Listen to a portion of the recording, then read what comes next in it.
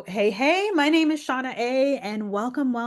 In today's Roundtable episode, we are talking with Natalie Warren about retreats and setting up a retreat as a therapist.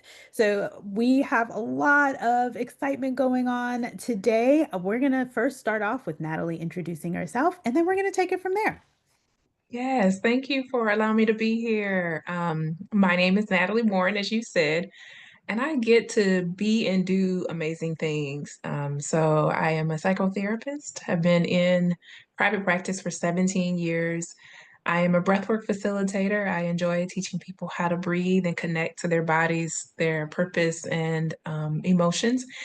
And I am a retreat leader. I have been grateful to be able to take women all around the world now.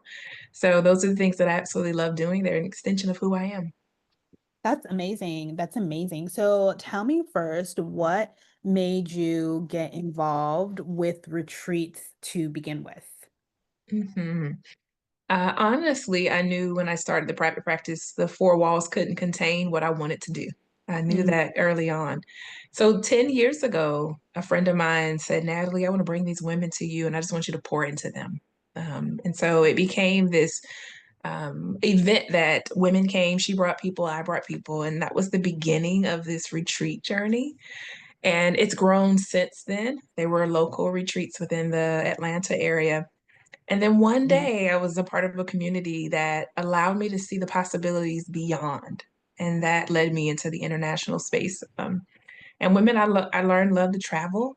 And so taking them to places that they've never been before, sometimes never heard of, was something that excited them, but it also excited me.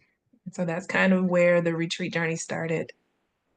That's amazing. I love that. And like a lot of times when I'm talking to therapists who are doing something that's like aside from therapy, it sounds almost like similar beginnings where someone sees something in you and they're like, hey, or they even might see something for in themselves and you collaborate on something, but it's always like almost like a discovery beyond what we're already doing. And someone's like, hey, like, have you thought about this or have you tried this? And then you just kind of give it a try, bringing the skills and the expertise that you already had.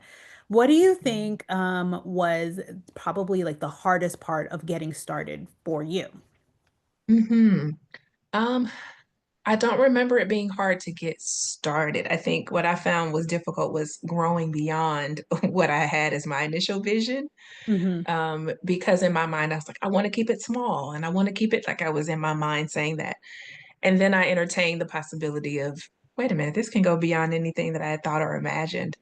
And that was hard because it required more of me, if that makes Yeah. sense. So, meaning I recognized pretty quickly doing a therapist work and being a counselor, people sought me out. Hmm. It was the thing that I need this, I know where to go, I find you. So I didn't have to do a lot of marketing and putting myself out there. But as I moved more into the retreat world, like you've got to put yourself out there. You've got to market, you've got to brand, be on brand, all of these pieces that was challenging because it required more of me to step out of my comfort zone. It required me to work on pricing and money issues. It Oh, was so yeah. many things that I didn't realize were going to be issues. But one of the best journeys I think I've ever been on. Yeah. So do you think that there felt like a time where you were kind of like pushing against the needle a little bit when it came to your work? Because it sounds like you were still providing therapy and then also like having your retreats as well. Yes, yes, I did. So I still have the practice. Mm. I think your question is, did I have to push against the needle, meaning along what I thought were like the norms? Give me more about what you were meaning. Yeah, absolutely. I think like when it comes to being a therapist, there is this accepted norms of what we do, right? We show up and we have someone on our couch, so to speak, and then we like that's it. But once you're providing retreats, this is like a different kind of service. So did you ever find that there was a like a feeling like you were almost like breaking your loyalty to being a therapist or providing this only service and then going beyond that? It sounds like you already had a vision, but tell me about like that exchange. Yeah, yeah, so absolutely. I'm thinking of moments where I was used to doing the work that I did. And so Mm. in my therapeutic work, if we really could talk about what it feels like, sometimes I feel like I have to hold back parts of me. And that's a part of our ethics and a part of our training. And I appreciate that. In the space of me moving into retreats, like I got to be all of me. I got to share my stories. I got to help them to see it's me too. I'm not just guiding you on the journey, I'm with you on the journey. So there was a lot of shifting, sometimes even a sense of uncomfortableness because it's like, wait a minute, this is not what we typically do in this space. But it also was a lot of freedom because I really want the women who encounter my retreats to see I am on the journey with you. Maybe I'm a few steps ahead in some spaces, but that doesn't necessarily mean anything. I'm the guide with you. And so that for me feels very different than the therapeutic perspective that I had. Yeah, that's amazing. What does your typical retreat makeup look like? Ooh. So the typical makeup of people or the structure of the retreat, or both. But let's start with the typical structure of a retreat for you. Yeah. So the structure of the retreat usually starts off with a morning wellness session. So the idea is I am walking them through how to set the tone for your day. And a lot of the times I recognize many of us, we started, our minds are racing, Yeah. right? We're thinking about what we did, gotta do, didn't do, what we don't have time to do. And so we started off with the morning wellness to really ground them into the day, ground them into what we were talking about today, and allow them to be present with whatever is coming up for them. We always eat amazing food. My retreats are plant based, and most of the time, most of the women who come are 90% have never even had plant based eating. So it's just beautiful awakening to the senses, right? And allowing them to explore different things through food. So we'll do that. And then there's usually either a workshop, a transformational workshop, or an excursion. And so I use the excursions as opportunities for learning. So they're always connected to the theme of what we're doing.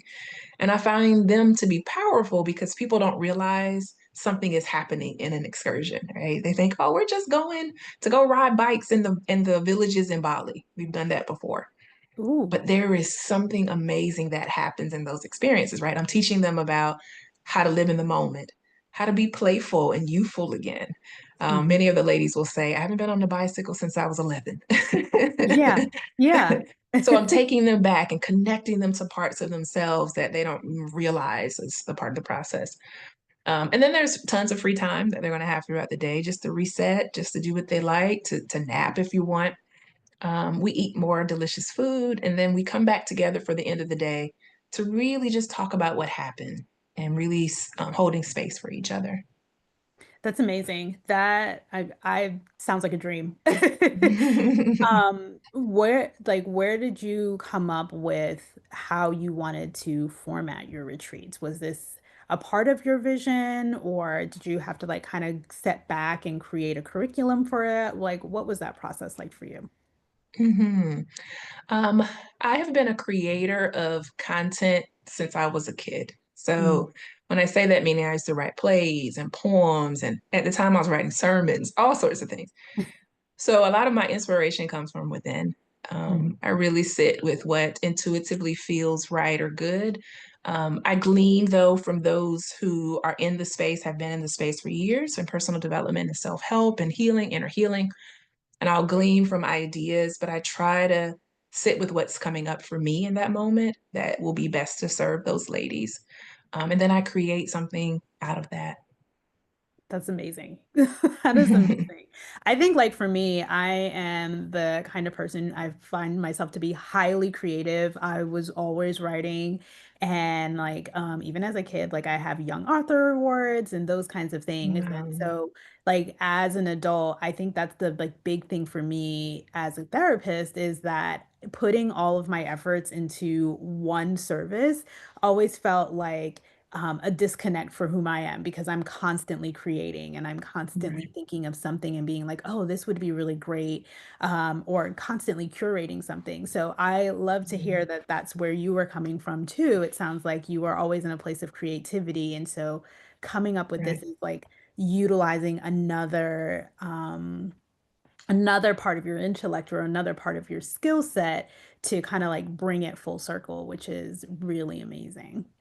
Yeah, you come alive and you understand that if you're a creator. Yeah. Yeah, absolutely. It's like it lights a fire in you to be able to Mhm. kind of unleash in that way. And I think in the therapy world, it feels often very restrictive because, I mean, of course, we have a job to do, but I think that being able to kind of unleash some of that creativity in this way and still be of service and still bring Right, people in connection with themselves is really cool and not something we're taught in grad school most right, often.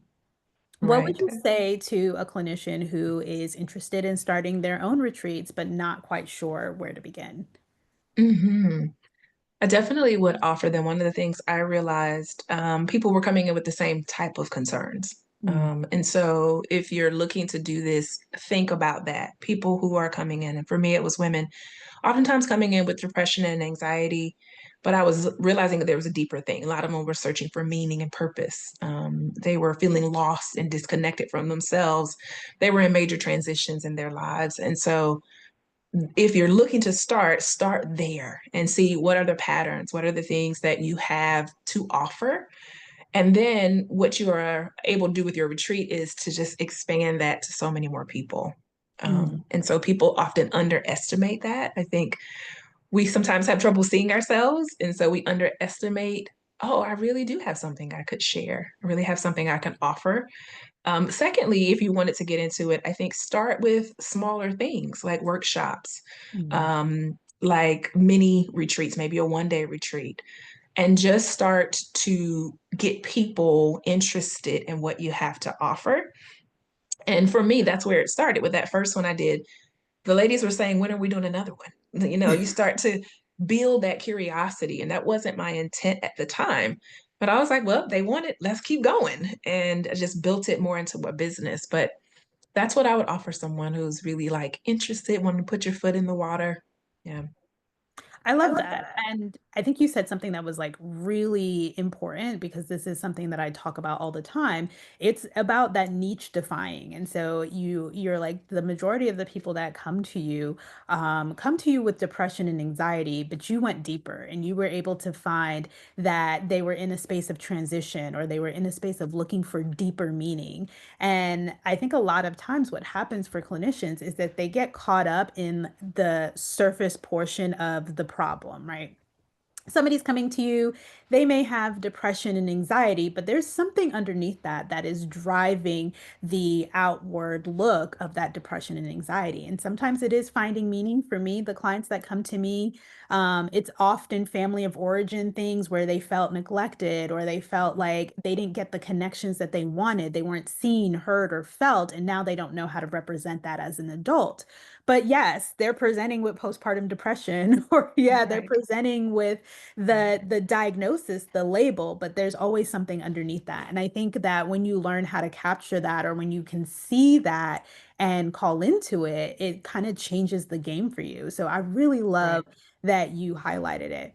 And I also really enjoy that you highlighted like start small, right? Like eventually you could get to a big retreat, but can you capture them with a workshop? Can we do a mini retreat or elongated day where we're talking about these particular things and how to put this together so that Right. you start to build out that audience base and you start to build out the clientele who are like saying, absolutely, yes, this is what I want, so that it doesn't Right. feel like you're having to go outside of yourself to market. Like you've built the base very simply and in a short, easy way. Right. So true. So true. Yes. I love that. So share with us what you're working on currently and what do you feel like are your next steps? hmm Currently working on 4 retreats this year. I'm excited. This is the first year we're doing 4. Wow. One will be in a few days. Oh, And goodness. then, so working on content to finish that, finishing out for the Bali Greece retreat later this year. thinking of 2026, because as you get into this space, people start to say, what are we doing next? Where are we going next? So Mm, working on what 2026 will look like. And a part of that is a book project that I'm working on. So a lot of the retreats are going to be centered around guilt for 2026 and helping women to no longer be moved by guilt is what we're focusing on. So just really excited to be able to continue this work. Yeah. wow. And all of that started off of one mini retreat coming together, putting on this one little mini thing. And now you've got a book, you've got four retreats coming. That's amazing. And you still host your own practice. Wow. Yes, yes, along with family. Still got the three Along with kids. family, yeah. You're a Can't leave mom them out. too. That is amazing, amazing, amazing work. If you have anything that you would like to say to therapists, what would that be? Ooh. I would encourage them to remember that there's so many possibilities for them. And the work that they do, there are so many ways that you can reach that goal and change lives ultimately.